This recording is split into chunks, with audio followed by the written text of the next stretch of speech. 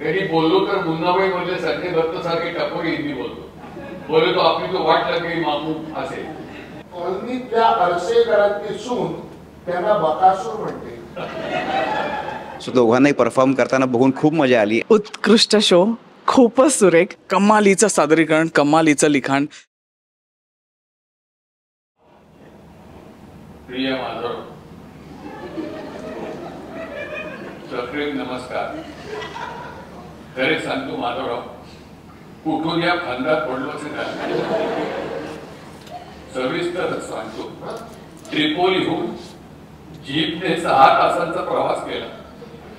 जंगल, दऱ्याखोऱ्या, खास खळगे, नाले, ओढे, खडक, हाडे किळकिळ झाली. आता वय झाल्याचे भारत सोडल्यापासून प्रथमच जाणवले. त्यांच्या कुठल्या ट्राईब्स, टोळ्या असतात त्या भागात मला घेऊन गेले. सूर्यास्ताची वेळ. एका मैदानात भाले घेऊन नाचत होते.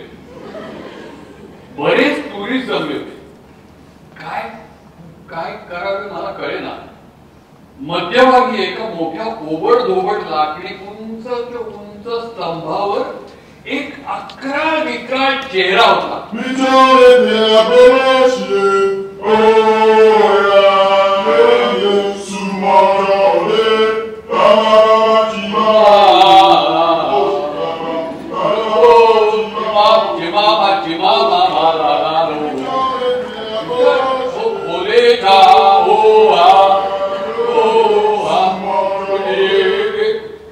आज प्रथमच असं होतंय की एखाद्या कलाकृतीबद्दल खूप बोलावंसंही वाटतंय आणि काय बोलू तेही कळत नाहीये. नेमकी सुरुवात कुठून करू?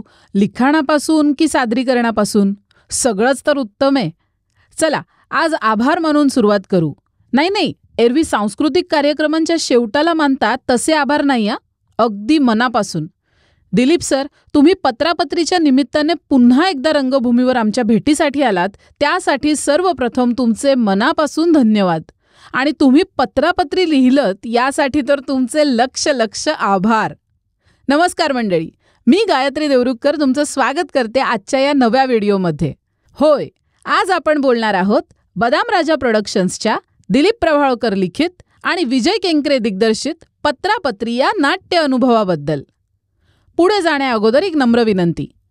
नाटकांबद्दलचे असेच नवनवीन व्हिडिओज बघण्यासाठी आमच्या चॅनलला सबस्क्राईब करा आणि हा व्हिडिओ जास्तीत जास्त शेअर करा.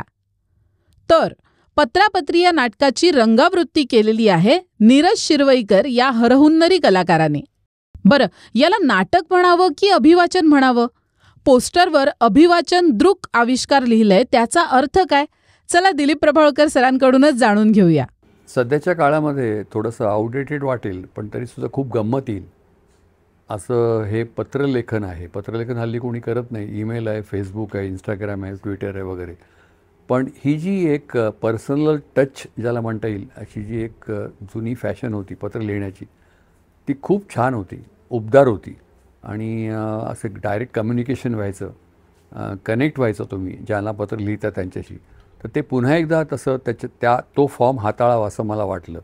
आणि ही जी एकमेकांना पत्र लिहिणारी जोडगोळी आहे ती दोघेही विक्षिप्त आणि तरेवाईक म्हातारे म्हणण्यापेक्षा ज्येष्ठ नागरिक आहेत दोघेही. दोघांच्या वेगळ्या तारा आहेत. त्यातले माधवराव जो विजय करतो आहे तो त्यातल्या सौम्य प्रकृतीचे आणि आजूबाजूला घडणाऱ्या घटनांमुळे भांबावलेले गांगरलेले असे आहेत, भाबडे आहेत थोडेसे. तात्यासाहेब मी जे करतो आहे कॅरेक्टर ते जरा चळवळे आहेत आणि उचापती करणारे उत्साही असे आहेत. तर ते एकमेकांना स्वतःला आलेले अनुभव, आजूबाजूला घडणाऱ्या घटना यांच्याबद्दलचे आपले रिॲक्शन्स, प्रतिक्रिया कळवतात. आणि याच्यामध्ये व्रात्यपणा आहे. व्रात्यपणा म्हणजे लेखनामध्ये व्रात्यपणा आहे, मिस्किलपणा आहे. हे लेखन विजयनी जेव्हा बघितलं तेव्हा त्याला त्याच्या डोळ्यासमोर याचा परफॉर्मन्स करता येईल असं आलं, जे मला अजिबात सुचलं नव्हतं. तर विजय म्हणाले की हा परफॉर्मन्स स्टेजवर होऊ शकतो. आणि मग त्याच्या डोक्यात ही कल्पना आली आणि तो स्वतः ॲक्टरही उत्तम असल्यामुळे आम्ही दोघांनी त्या व्यक्तिरेखा करायचं असं त्यांनी ठरवलं. आणि त्याच्यामुळे हे आता आकाराला आलेलं आहे पत्रापत्री. तर त्याला वेगळा प्रकार आहे तो. हे अभिवाचनच आहे पण दृक आविष्कार असं त्याला नाव दिलं आहे. म्हणजे नुसतं अगदी सरळ बसून आम्ही सिरियसली वाचतोय असं नाही आहे, त्याच्यामध्ये गंमत थोडी व्हिज्युअल पण असणार आहे. आणि या सगळ्या त्यातल्या घटनांमध्ये त्याला एक स्टोरी प्रत्येक पत्राला असते असं मला वाटतं. आणि त्याला एक दृश्यात्मकता आहे, म्हणजे व्हिज्युअल इफेक्ट ह्याचा आहे असं मला वाटतं. तर माझा पुतण्या जितू चित्रपट क्षेत्रात काही वर्ष स्ट्रगल करीत आहे हे तुम्हाला माहीत आहे. तो आता स्वतःचा चित्रपट काढीत आहे. नाव आहे तुझ्या आईला पालकाच्या. दिलीप सरांना विचारलं तेव्हा ते म्हणाले की पत्रापत्री पुस्तकाचं नाट्य रूपांतरण करण्याची कल्पना विजय केंकरे सरांची होती. मला मोह आवरला नाही. विजय सरांना याबद्दल विचारलंच. काही नाही, खरं तर याला खूप वर्ष झाली. जेव्हा मी पत्रापत्री पुस्तक पहिल्यांदा वाचलं तर खरं तर प्रभावळकरांची 24 पुस्तकं प्रकाशित झाली आहेत, 24 किंवा 26 असतील. पण प्रभावळकरांच्या पुस्तकांची एक खासियत आहे की त्यांच्यामध्ये एक अभिनेता आहे, त्यामुळे ते लिहित असताना ना त्यातल्या बऱ्याच गोष्टी परफॉर्म कराव्या अशा पद्धतीने ते लिहितात. आणि ती पत्र वाचल्यानंतर मला तसं वाटलं. आणि आता पत्र ही गोष्ट इतकी जुनी होत चालली आहे, पण मला असं वाटलं की त्यातल्या पर्सनल टचची जी गंमत आहे ती परत एकदा अनुभवावी म्हणून हा सगळा प्रपंच. या नाटकात असा एकही क्षण येत नाही जेव्हा आपण बोर होऊ. नाटकात 2च कलाकार असले तरी पात्र बरीच आहेत आणि ती या दिग्गजांनी स्वप्नवत साकारली आहेत. दिलीप प्रभावळकर यांच्या अभिनयाने बहरलेल्या कित्येक कलाकृती गेली अनेक वर्ष आपल्या मनात घर करून आहेतच. पत्रापत्रीच्या निमित्ताने प्रेक्षक पुन्हा एकदा दिलीप सरांच्या प्रेमात पडतात. त्यांनी साकारलेले चळवळे तात्यासाहेब निव्वळ अप्रतिम आहेत. निवेदन हिंदीत करणे मला शक्य नव्हते, तेवढे माझे हिंदीवर प्रभुत्व नाहीये. कधी बोललो तर मुन्नाबाई मधले संजय दत्त सारखे टपोरी हिंदी बोलतो आपली तो वाट लागली मामू असेल. या नाटकातील सरप्राईज पॅकेज आहेत विजय केंकरे सर. इतका गोड परफॉर्मन्स आणि त्यांनी माधवराव म्हणून दिलेल्या क्यूट रिॲक्शन्स लाजवाब आहेत. माधवराव हे पुस्तकातील पात्र त्यांनी हुबेहूब जिवंत केलं आहे.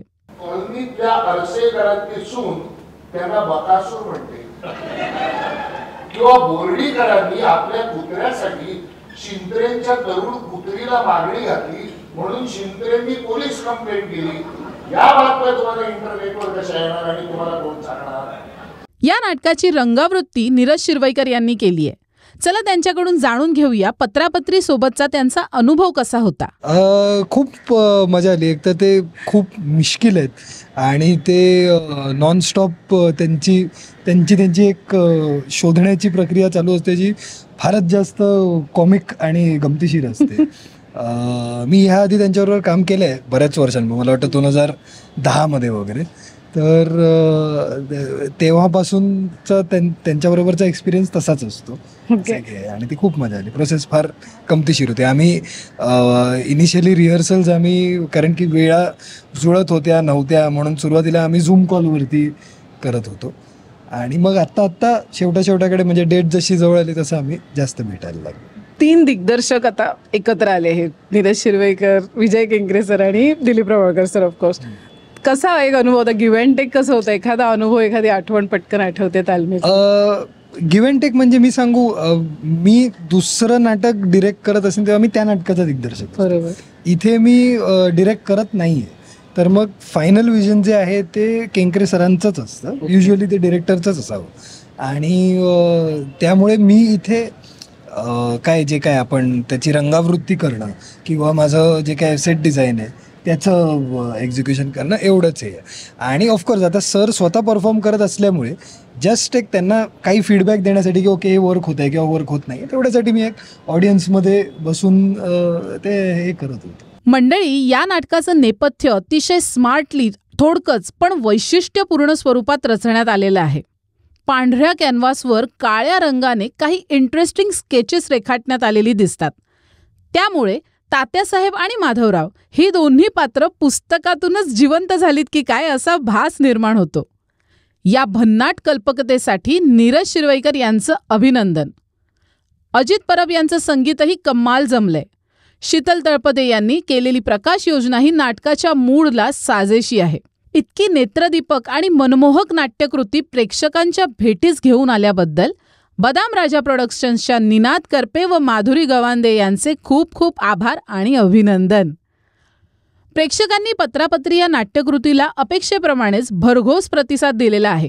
दिलीप प्रभावळकर सरांना परफॉर्म करताना बघणं एखादा आमच्याकडे मेजवानी असते आणि खूप खूप धमाल मजा आली. म्हणजे खूप शिकायला मिळालं. रादर म्हणजे मी इथे येण्याचं कारणच ते होतं की शिकायला मिळेल म्हणून, आणि मजा येते खूप. आणि जी जोडी रंगभूमीवर काम करते आहे, सो म्हणजे प्रभावळकर सर आणि विजय केंकरे सर, सो दोघांनाही परफॉर्म करताना बघून खूप मजा आली. आणि 2 तास कसे गेले करता कळलंच नाही. आणि म्हणजे मी एक कलाकार म्हणून मला असं वाटतं की फक्त म्हणजे वाचनातून आज प्रेक्षकांना एवढं खिळवून ठेवणं आणि तेवढेच लाफ्टर्स येणं, तो रिस्पॉन्स येणं, सो ही फार मोठी गोष्ट आहे. आणि ऑफकोर्स ती दोघंजण इतके दिग्गज लोक आहेत. सो मजा आली, खूप खूप धमाल. आणि मला तर खूप आवडलं आहे. मी पण इतरांनी नक्की सांगेन, तुम्हाला नक्की सांगतो की आवर्जून नाटक पाहायला या. कमालीचं सादरीकरण, कमालीचं लिखाण.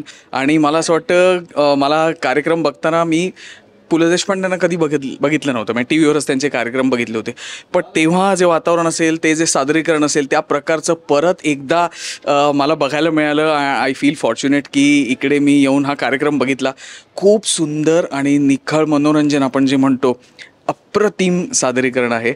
त्यामुळे तुम्हीही हा कार्यक्रम नक्की बघा. अत्यंत सुंदर अनुभव होता. खरं म्हणजे आधी असं वाटतं की अभिवाचन म्हणजे काय असेल, परंतु एक संपूर्ण नाटक अगदी त्याच्या हालचाली सकट जिवंत स्वरूपात पाहिल्याचा अनुभव मिळाला. 2 दिग्गज कलाकारांनी आपल्या अभिनय सामर्थ्याने अक्षरशः हे 2-2.5 तास आम्हाला खेळवून ठेवलं. आणि मला म्हणजे हे नाटक बघितल्यावर एक अतिशय आनंद, समाधान, सुख असं मिळालं.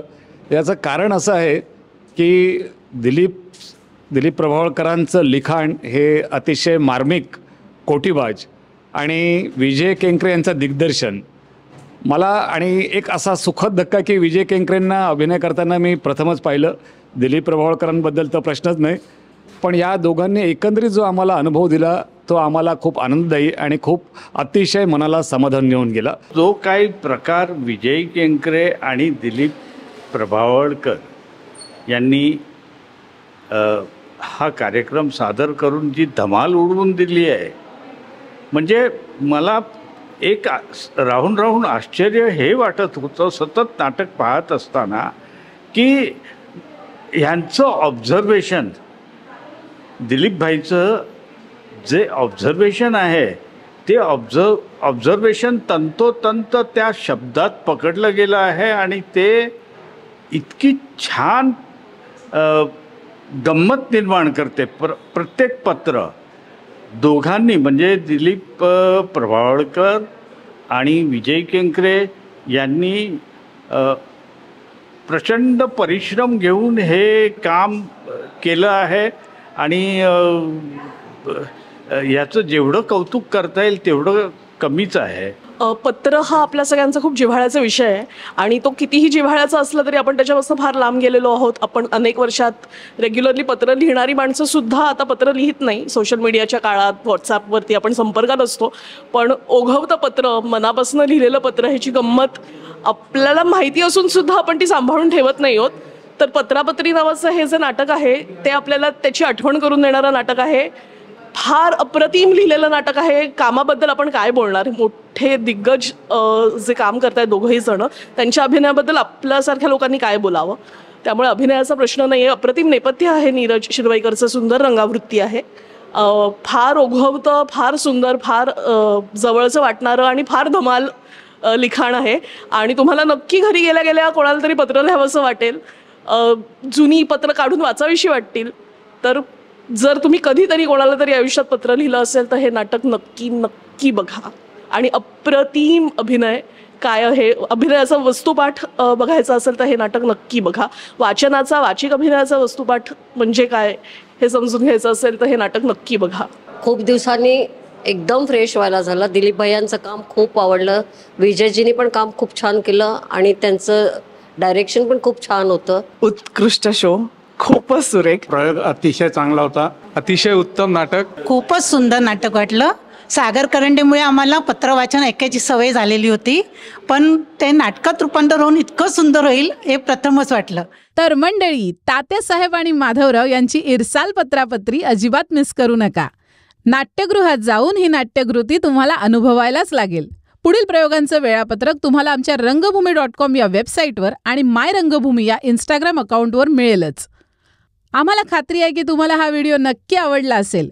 हा व्हिडिओ आणि पत्रापत्री हा नाट्यानुभव तुम्हाला कसा वाटला आम्हाला कमेंट सेक्शनमध्ये नक्की कळवा. हा व्हिडिओ शेअर करा. नाटकांबद्दलच्या अशाच नवनवीन व्हिडिओसाठी आमच्या चॅनलला सबस्क्राईब करा. आपण भेटू एका नवीन व्हिडिओमध्ये. तोपर्यंत धन्यवाद.